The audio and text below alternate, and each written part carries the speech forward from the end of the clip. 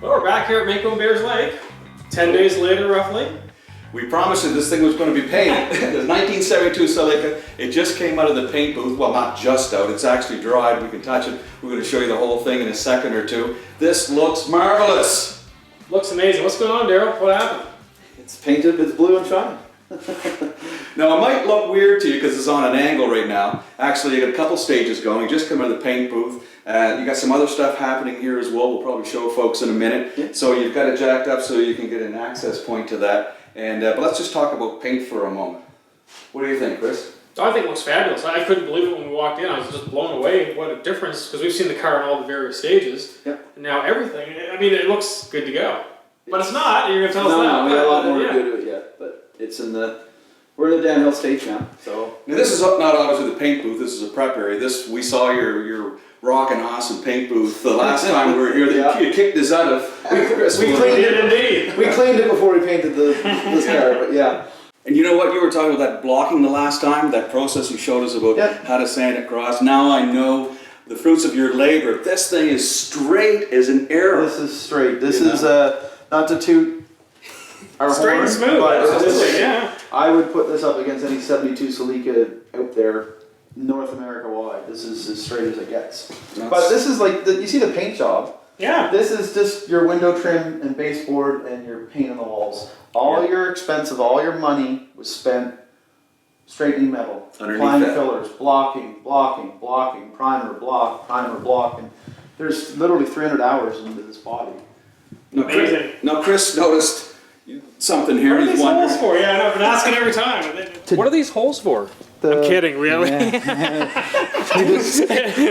had a dart gun fight, and this was in the way, so we're gonna patch those. Yeah, we'll just put some, the Toyota Celica emblem goes right in there beautifully, and the holes look fantastic. Yeah, they look perfect. They've still lasted for a Celica logo. We're gonna be happily seeing that at the very end. Same as this. Like we have these are all pre-drilled to have the flutes go on the hood. And mirrors will go here, and then you got a filler panel in here. You know, your windshield wipers.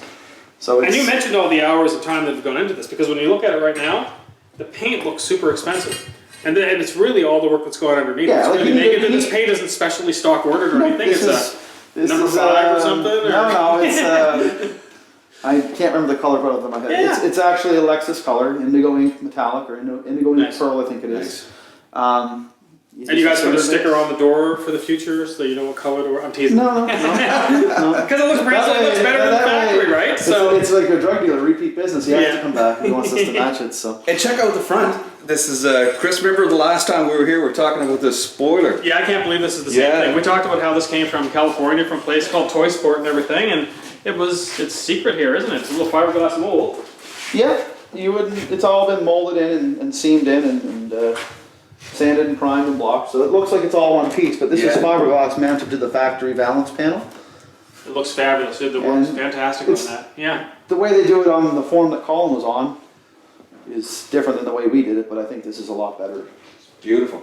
And you know what? I mentioned to Chris when we first came in, I saw this car. I think it's cool it's jacked up with this, but I looked at this front end, looking down the side of this vehicle, reminded me, and only the old people will know this, reminded me of like a 68, 69 Camaro. It's just awesome. Did it kind of look like that to you too? Style and hues, whatever the bumpers are in this, it kind of comes up and curves, and if you look at the Camaros and the Firebirds, same idea, and then the quarters kind of swell out and flare at the back, and it gets but it's just a smaller version of it.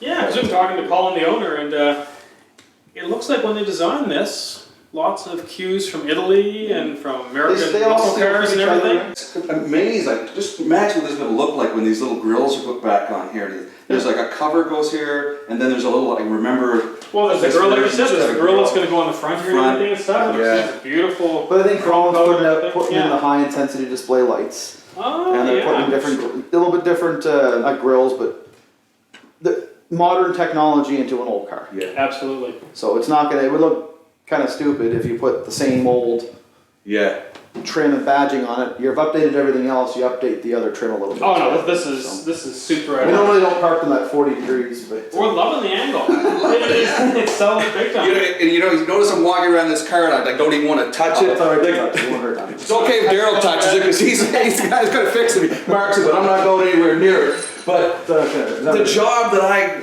And I know that you're going to, you mentioned to us, it's got some mechanical stuff to happen. It's going to go out to a couple different shops for interior. That gnarly steering wheel is going to go in there. We're just checking this out. It looks like it's a tiny or small diameter, which is going to feel really cool in this car. Absolutely. And just hold it up there, Chris. This is how wicked it is. See how perfectly that fits in there? Yeah. Same style, right. 3-spoke.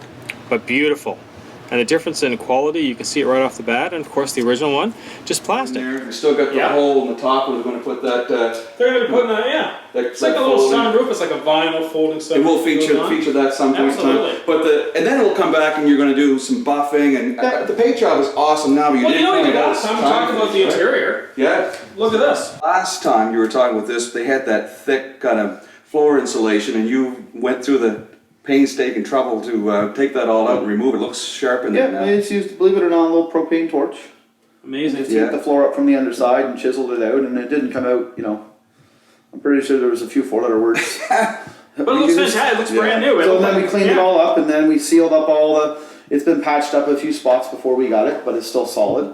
So then we put sealer all around the other work that's been done, and then just painted it with a black paint. And then before the interior goes back in it, there'll be these like sound deadener panels that are almost like they look like a roofing tile with their adhesive. Yeah. And they're like shiny on one side, and they stick to the floor, and that'll help deaden the road vibration. Deaden a little bit of that rumble from that big engine. There'll be some rattle and some noise in this. I'm sure there's a few things that'll make some noises. It'll be loud and powerful. The 400 horsepower probably might say a roll on that. So let's check out the reason why we got this car jacked up like this. I'm going to show you something real cool. So what we got is a high horsepower car on a chassis and a body that was never intended to have 400 horsepower or 370. Right, exactly. This thing's got a GS400 from a Lexus. Lexus, yeah. It's going to be super tuned. Yep. By that's an 8-cylinder, right? Yeah, 8-cylinder.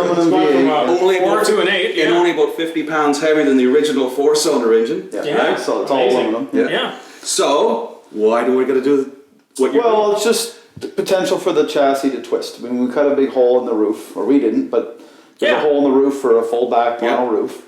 And not that this roof is very strong, but it does give some rigidity. Yep. But there was concerns with too much horsepower, or you're going to twist it coming onto it. I think there's going to be enough horsepower just to break the tires free and spin, but essentially what this piece is... And we're going to try to prove that theory too, right? ...is we're going to stiffen up the frame by tying in from the custom-made engine cradle. Yeah. And this will mount to the cradle. It's not done, it's in the process. We're just fabbing up some getting steel this here. fab the right way. Yeah. So what this will do is this will mount up underneath to the engine cradle, hug the frame rail, tuck up underneath the rocker, and then tie back into the trailing arm where basically the drive shaft is mounted. And that's where all the strength is back The four strongest points of the car, and then what we'll do is tie another one on the other side and connect them at the rear. Oh, wonderful. So your cradle is going to be at the front, bolted to, this is 1 5/16" steel tubing with a 3 mil wall. So this is strong stuff. It's strong. It's heavy. I can feel there's a weight on it. You're not twisting this. No. And then between that, so we have to make it so it's removable because, as we talked about earlier, this has not been done by a lot of people. Yeah. You have a 3-inch exhaust and a custom drive shaft, and we have to connect the rear to each side. Yep. So it has to feed between the drive shaft and the exhaust. So it has to be removable. Wow. This car If we won't install it, you'll never get it out. And this car in 72 did not have that big drive shaft. No. Did not have a 3-inch exhaust. This thing's going to breathe like wicked. Did not have these tires. No. So this is the final little bits and pieces we got to do to just make it. You're this far into it, the last thing you want to do is twist it or Sure. I think we're going to have to talk to Colin because one of the things I can almost guarantee you is that these little tires are not going to hang on to the road. You may want to buy a second set. Yeah. I suspect his first few weeks he's going to carry through the first set of tires. So it's all in stages. This is one stage, and the paint job complements the work. Yeah. But in all honesty, of all the work that's gone into the car, the paint job, the exterior paint job that you see, is the least expensive part of it. So it's something like when Chris was 20, his girlfriend is what really made him look good. It wasn't really him. That's very true. Now I got it. Well, you got it. Let's go look at this. And the next time we see this, it's going to be when it comes back and everything. When it comes back, it's going to be startable. It's going to be. This should be driving. It's supposed to leave here. Yeah. Go to a mechanic, have the mechanical work done. Everything reconnected up and everything. Yeah. Do that, but it'll be a running car. Yes. Then it'll go to interiors. What's that? He's looking at me because he knows the mechanical part is the part that really turns me on. I recognize I recognize a good paint job, but when I want to hear this GS400 rumble, and you talked about the hood as well, right? We got a little extra space that's in there. Yeah, this is the motor again. So we're gonna be excited to see that once we turn it on. And we're also doing another show about ODB2 sensing, and we're going to be able to check the 0 to 60 in this thing. How many seconds? Because now this is going to have an ODB2 connector on it. It is. They didn't have that in 72. So we're going to be able to. So when we hit the mechanical stuff, when they hit the mechanical stuff, I'm going to be so excited. You know that. We're going to be able to check it out and see what condition that motor's in. Absolutely. But right now, I'm so excited for this paint job. It's grown on me. When this thing first started, I didn't know what a 72 Celica was. And now that you see all the stages, and it's like, it's been in our shop for a long while. And I'm like, God, I gotta get this thing at the door, get it out of the shop, and now that it's gonna go soon, I'm kind of, I think I'm gonna miss it. So is there any chance that you might have to put a mechanic's lien on this? Maybe No. If Colin can't come up with the bucks for it, they'll be like, yours? You look good in this. And there's the donor car out back still, which makes a nice spring project. You got the blueprints now to do Open the door, see how it feels. What? Gets you nicely set in here and everything. See how he looks at that behind that seat there, right? Yeah. Well, thanks for watching, folks. The car is now going to be on its way on a flatbed to go to the mechanics, get everything hooked up. Right on, and we're going to go out and see Brian. And Brian's going to get this GS400 rocking and rolling, and we're going to hear this big rumble from the 3-inch exhaust. And then we're going to be back here to see our buddy Daryl and do the final touches. Do final assembly, final detail, and then you have a finished product. Wicked awesome. And what else? What else, Daryl? Come on. Oh, don't forget to like and subscribe.